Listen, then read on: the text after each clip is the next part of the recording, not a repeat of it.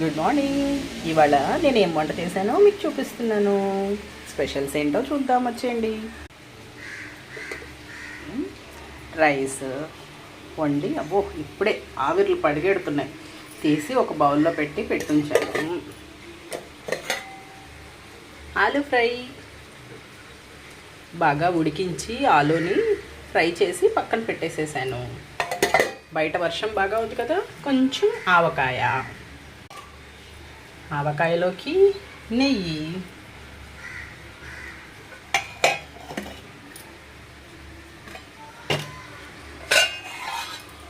అంతా అయిపోయిన తర్వాత రసం, ఒక ముద్దలోకి రసం అన్నమాట.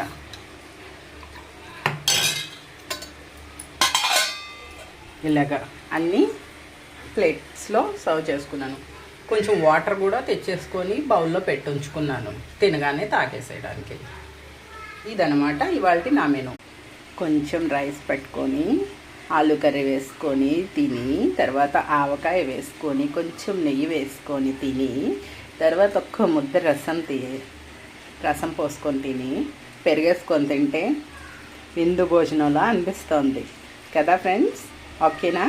ఇవాళ మీరు మీ ఇంట్లో ఏం స్పెషల్ వండారు అన్నది నాకైతే కమెంట్ చేయండి. నేనైతే చేసిన స్పెషల్స్ అన్నీ మీకు చూపించాను కదా. సో ఓకేనా ఫ్రెండ్స్? Okay, bye bye. ఇదిగోండి వాతావరణం, బాయ్ బాయ్ అంటున్నాను. వాతావరణం అయితే చూపిస్తాను ఉండండి, ఎంత వర్షం పడుతుందో ఇక్కడ. వర్షం అయితే విపరీతంగా పడుతుంది. రేపే వినాయక చవితి. రోడ్డు మీద ఏర్లు పారినట్టు పారుతోంది. ఇప్పుడే కొంచెం లంచ్ టైం అయింది. సో కొంచెం వర్ష తీవ్రత తగ్గింది. ఎందుకంటే నాలాంటి వాళ్ళు ఉంటారు కదా పేరెంట్స్, మధ్యాహ్నం క్యారేజ్ ఇవ్వాలి. ఇప్పుడు వెళ్ళి పువ్వులు అయితే భలే కనిపిస్తున్నాయి చెట్టుకి. అదనమాట, ఇదనమాట ఇక్కడి పరిస్థితి. వైజాగ్లో ఇలా ఉంది. వర్ష తీవ్రత చాలా ఎక్కువగా ఉంది. పొద్దున్న నుంచి పడుతూనే ఉంది.